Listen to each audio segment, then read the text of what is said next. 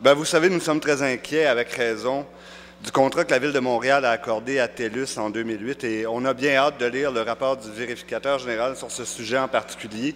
Surtout que malheureusement, Monsieur le Président, contrairement à l'entreprise TELUS, le directeur général de la Ville n'a pas cru bon de nous couler une partie du rapport d'avance à la seconde opposition. Alors ma question va s'adresser aux responsables des finances de la Ville de Montréal. Monsieur le Président, le contrat avec TELUS est tellement compliqué que le service des finances est incapable de nous dire combien coûtent les 8 téléphones du bureau de la seconde opposition à l'hôtel de ville et combien ça va coûter en 2010. On parle de 8 téléphones, Monsieur le Président. TELUS en gère 15 727 à la grandeur de la Ville de Montréal.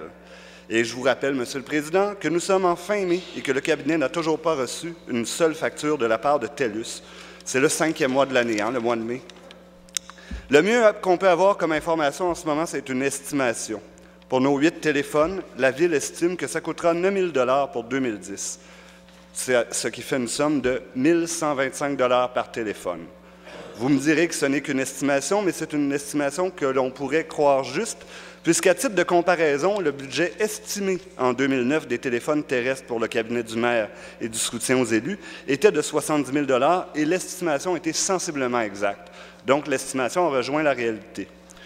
Donc, Monsieur le Président, les coûts unitaires annuels des téléphones sont estimés à 1 125 par appareil.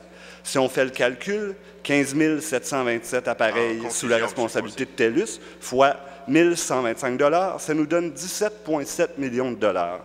Pourtant, il est clair dans le contrat que les coûts annuels pour 2010, incluant la transition, seraient de 5,5 millions. Monsieur le Président, le contrat avec TELUS est compliqué, mais ma question va être simple.